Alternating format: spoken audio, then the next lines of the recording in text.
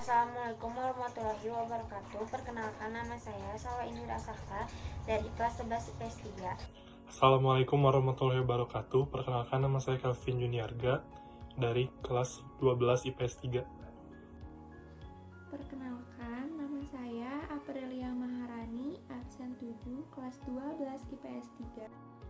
Assalamualaikum warahmatullahi wabarakatuh. Perkenalkan, nama saya Windy Novitasari dari kelas 12 IPS 3. Assalamualaikum warahmatullahi wabarakatuh. Perkenalkan, saya Marliana Hayatina Nasution dari kelas 12 IPS 3, absen 17. Di sini saya akan menjelaskan surat lamaran pekerjaan. Surat lamaran pekerjaan adalah surat yang berisi permohonan pekerjaan di suatu lembaga, perusahaan, atau perseroan terbatas yang pada umumnya memiliki bagian-bagian yang berisi identitas diri, jasa yang dapat dilakukan, pendidikan, hingga ketentuan keahlian dan pengalaman. Menurut KBBI, surat lamaran pekerjaan adalah surat resmi yang dibuat oleh seseorang yang ingin bekerja di kantor atau instansi tertentu. Melansir dari Kemdikbud RI, surat lamaran pekerjaan adalah surat yang dibuat dari seseorang yang memerlukan pekerjaan kepada orang atau pejabat yang dapat memberikan pekerjaan atau jabatan. Dalam Pedoman Lengkap Menulis Surat 2006 karya Adan Ali dan Tanzili, surat lamaran pekerjaan adalah surat yang berisi permohonan yang dibuat oleh pencari pekerjaan dan dikirimkan ke badan usaha atau instansi tertentu agar mendapat pekerjaan sesuai dengan lowongan pekerjaan yang tersedia. Melansir The Blanks Career, surat lamaran pekerjaan berisi resume seseorang atau informasi keterampilan dan pengalaman seseorang. Di sini saya akan menjelaskan fungsi dan jenis surat lamaran pekerjaan. Fungsi sendiri terbagi menjadi 3. Yang pertama, sebagai pembuktian bahwa pelamar telah mengajukan permohonan pekerjaan. Surat lamaran menjadi bukti bahwa seseorang telah mengajukan permohonan pekerjaan pada suatu instansi dengan kesadaran penuh. Apabila sudah dikirim, surat tersebut akan dipelajari dan menjadi pertimbangan apakah kamu layak diterima atau tidak. Yang kedua, cara untuk menseleksi kandidat bagi perusahaan. Sekalipun kamu memiliki banyak prestasi, belum tentu kamu akan langsung diterima di perusahaan. Siapa tahu kandidat lain memiliki kualifikasi dan performa yang lebih baik daripada kamu. Disinilah surat lamaran sangat penting bagi perusahaan untuk membandingkan kandidat yang satu dengan kandidat yang lain. Yang ketiga, media seleksi yang efisien. Apabila pelamar jumlahnya ratusan bahkan ribuan, maka memerlukan waktu yang sangat singkat untuk menseleksi mereka, apalagi jumlah yang diterima sangat sedikit. Dibandingkan dengan mewawancari mereka satu persatu, surat lamaran pekerjaan yang dilampiri dokumen pendukung bisa menghemat waktu seleksi. Nantinya, pelamar yang memenuhi kualifikasi dan layak menuju tahap selanjutnya akan dihubungi oleh perusahaan. Selanjutnya, saya akan menjelaskan jenis surat lamaran pekerjaan. Jenis sendiri terbagi menjadi 2. Yang pertama, surat lamaran pekerjaan yang digabungkan dengan riwayat hidup atau curriculum vitae. Dalam cara ini, riwayat hidup termasuk ke dalam isi surat, karena isinya berupa gabungan. Model ini disebut dengan model gabungan. Yang kedua, surat lamaran yang dipisah dari riwayat hidup. Dalam cara ini, riwayat hidup merupakan lampiran, dan cara ini disebut model terpisah. Di sini saya akan menjelaskan tentang sistematika dari surat lamaran pekerjaan. Sistematika surat lamaran pekerjaan terdiri dari 1. Menulis tempat dan tanggal surat pembuatan lamaran. Diawali dengan tempat menggunakan awalan huruf kapital lalu koma dan dilanjutkan dengan tanggal pembuatan surat lamaran pekerjaan yang kita buat. Yang kedua adalah lampiran dan hal. Memberitahukan berapa banyak lamaran yang kita sertakan. Misalnya, lampirannya berisi 2 lembar, halamannya berupa pemberitahuan atau tentang lamaran pekerjaan. Yang ketiga adalah alamat yang dituju. yaitu adalah berupa alamat yang dimana akan dijadikan tempat tujuan kita untuk melamar pekerjaan. Yang keempat adalah salam hormat dan pembukaan. Merupakan salam atau ucapan hormat yang biasa dimulai dengan kata "dengan hormat" dan dilanjutkan dengan menggunakan kata-kata formal. Yang kelima adalah isi. Isi terdiri dari identitas diri, yaitu nama, tempat tanggal lahir, alamat, pendidikan terakhir, dan hal tambahan yang diperlukan, misalnya nomor telepon atau email. Yang keenam adalah maksud dan tujuan. Keterangan mengenai alasan pengirim menulis sebuah lamaran pekerjaan. Yang ketujuh adalah menyatakan lampiran. Lowongan pekerjaan pun akan meminta beberapa syarat atau dokumen yang wajib kita penuhi, misalnya adalah ijazah, KTP, pas foto, dan lain sebagainya. Yang kedelapan adalah penutup. Penutup, mari kita buat sebuah penutup yang manis dan singkat, serta jangan lupa untuk mengucapkan terima kasih. Dan yang terakhir yaitu kesembilan, salam penutup berupa tanda tangan, nama lengkap, dan pengirim yang mengirimkan. Di sini saya akan menjelaskan mengenai struktur dan kaidah kebahasaan surat lamaran pekerjaan. Surat lamaran pekerjaan strukturnya terdiri dari 3 bagian, yaitu tesis, argumentasi, dan penegasan. Di dalam tesis meliputi salam pembuka, informasi lowongan pekerjaan, dan posisi yang diinginkan. Di bagian argumentasi meliputi daftar riwayat hidup, fotokopi ijazah terakhir dan transkrip nilai, serta surat pengalaman kerja, KTP, dan vas foto. Di dalam penegasan meliputi harapan agar diterima, salam penutup, dan ucapan terima kasih. Kaidah kebahasaan dalam surat lamaran pekerjaan yaitu menggunakan kalimat yang baik dan benar, kalimat yang sopan, dan menjaga agar tulisan tetap rapi, bersih, mudah dipahami sesuai dengan kaidah ejaan. Melengkapi bagian surat dengan norma bahasa surat seperti unsur hal, tempat tanggal lahir, alamat, salam pembuka, isi surat, salam penutup, ucapan terima kasih, dan nama terang.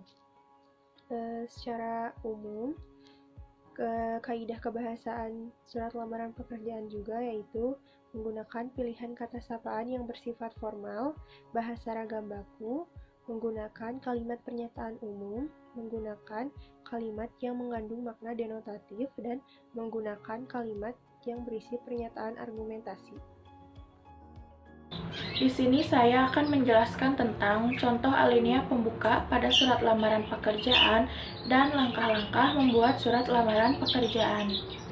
Pertama, saya akan menjelaskan tentang contoh alinea pembuka pada surat lamaran pekerjaan. Alinea pembuka pada surat lamaran pekerjaan dapat dibuat berdasarkan sumber lowongan pekerjaan yang kalian dapat. Di sini saya akan menjelaskan contoh alinea pembuka pada surat lamaran pekerjaan berdasarkan 5 sumber, yaitu berdasarkan iklan, informasi seseorang, pengumuman resmi dari instansi yang membutuhkan tenaga kerja, permohonan instansi pada sekolah, juga inisiatif sendiri. Contoh yang pertama yaitu berdasarkan iklan. Contoh kalimatnya seperti setelah membaca iklan yang dimuat dalam harian Kompas pada tanggal 1 Januari 2020 yang isinya menyatakan bahwa perusahaan bapak atau ibu membutuhkan tenaga administrasi, maka saya yang bertanda tangan di bawah ini. Dan jangan lupa juga kita harus menyertakan media serta tanggal diunggahnya iklan tersebut. Yang kedua yaitu berdasarkan informasi dari seseorang. Contoh kalimatnya adalah, menurut informasi dari Bapak Ahmad, perusahaan Bapak atau Ibu membutuhkan tenaga karyawan. Sehubungan dengan itu, maka saya yang bertanda tangan di bawah ini. Dan di sini kita jangan lupa untuk menyertakan nama seseorang yang memberikan kita informasi mengenai lowongan pekerjaan tersebut. Yang ketiga adalah berdasarkan pengumuman resmi dari instansi yang membutuhkan tenaga kerja. Contoh kalimatnya adalah berdasarkan dengan pengumuman nomor 120 pada tanggal 28 Oktober 2018 tentang penerimaan karyawan baru PT Pelita Jaya, maka saya yang bertanda tangan di bawah ini. Di sini kita jangan lupa juga untuk menyertakan tanggal serta PT apa yang membuka lowongan pekerjaan. Yang keempat yaitu berdasarkan permohonan instansi pada sekolah. Contoh kalimatnya adalah setelah mendapatkan informasi dari Kepala Sekolah SMA Negeri 4 Cimahi tentang permohonan tenaga kerja dari perusahaan yang Bapak atau Ibu pimpin, maka saya yang bertanda tangan di bawah ini. Dan yang kelima yaitu berdasarkan inisiatif sendiri. Di sini kita bisa menulisnya secara langsung. Seperti contohnya, yang bertanda tangan di bawah ini, sertakan nama, tempat tanggal lahir, pendidikan terakhir, alamat, juga nomor HP. Lalu dilanjut dengan menuliskan, dengan ini saya mengajukan permohonan untuk diterima sebagai karyawan di PT Pelita Jaya. Selanjutnya, saya akan membahas tentang langkah-langkah dalam pembuatan surat lamaran pekerjaan. Yang pertama yaitu tempat dan tanggal pembuatan surat. Tempat dan tanggal pembuatan surat penulisannya diletakkan pada pojok kanan atas, dan penulisannya tidak menggunakan titik di akhir karena bukan merupakan kalimat. Yang kedua yaitu lampiran dan hal. Penulisan lampiran dan hal berada di pojok kiri atas. Lampiran dan hal tidak boleh disingkat, dan angka dalam kolom lampiran ditulis menggunakan huruf. Yang ketiga yaitu alamat surat. Penulisan alamat surat tidak menggunakan kata kepada. Alamat surat tidak boleh ditulis lebih dari 3 baris. Jabatan tidak boleh menggunakan jenis kelamin seperti bapak atau ibu. Tulisan jalan tidak boleh disingkat, dan tidak menggunakan titik pada akhir barisnya. Yang keempat yaitu salam pembuka. Salam pembuka ditulis dengan kata dengan hormat, dengan catatan H dalam hormat menggunakan H kecil, lalu setelah penulisan dengan hormat menggunakan tanda koma. Yang kelima yaitu alinea pembuka. Dalam penulisan alinea pembuka, kita harus menggunakan kalimat yang baik dan sopan, agar pihak instansi yang membaca tidak tersinggung, dan juga harus menyatakan pernyataan umum yang menggambarkan diri pelamar. Yang keenam yaitu isi. Dalam isi terdiri dari beberapa hal seperti identitas. Identitas terdiri dari nama, tempat tanggal lahir, pendidikan terakhir, alamat, nomor HP, dan lain-lain. Lalu ada maksud dan tujuan, yang merupakan keterangan atau alasan mengapa pelamar menulis surat tersebut. Lalu ada menyatakan lampiran. Lampiran yang disertakan merupakan syarat yang diminta oleh instansi yang membutuhkan tenaga kerja. Dalam penulisan lampiran, kita harus menggunakan tanda titik koma dalam setiap rinciannya, dan pada akhir lampiran menggunakan tanda titik. Yang ketujuh yaitu penutup. Penutup harus ditulis dengan penuh keantusiasan dari pelamar. Yang kedelapan yaitu salam penutup. Dalam surat lamaran pekerjaan, salam penutup sangat penting karena menunjukkan bentuk etika, sopan santun, dan penghormatan. Salam penutup ditulis dengan kata hormat saya dengan S pada kalimat saya menggunakan huruf kecil. Yang terakhir yaitu tanda tangan dan nama jelas. Dalam surat lamaran pekerjaan, penulisan tanda tangan dan nama jelas berada di pojok kanan bawah surat lamaran pekerjaan. Dan yang terakhir, saya akan menjelaskan contoh membuat surat lamaran pekerjaan. Yang pertama yaitu tempat dan tanggal pembuatan surat. Ini ditempatkan di pojok kanan atas surat. Saya akan ambil contoh Cimahi 23 Agustus 2021. Yang kedua yaitu lampiran dan hal. Lampiran dan hal berada di kiri atas bagian surat. Lampiran berisi 2 lembar, hal berisi lamaran pekerjaan.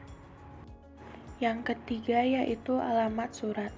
Di sini saya ambil contoh yang terhormat HRD PT Pelita Jaya, Jalan Mawar nomor 2, Bandung. Yang keempat yaitu salam pembuka. Di sini kita bisa tulis dengan hormat. Yang kelima yaitu pembuka. Pembuka dapat kita buat berdasarkan sumber dari mana kita mendapatkan lowongan pekerjaan. Sebagai contoh, di sini saya akan membuat pembuka surat lamaran pekerjaan yang bersumber dari iklan. Yang keenam yaitu isi. Dalam isi terbagi menjadi beberapa bagian seperti identitas, maksud dan tujuan, serta menyatakan lampiran. Contohnya sebagai berikut.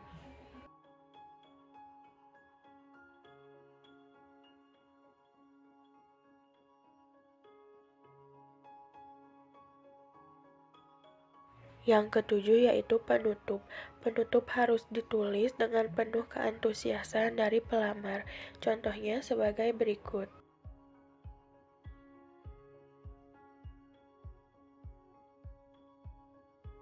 Yang kedelapan yaitu salam penutup.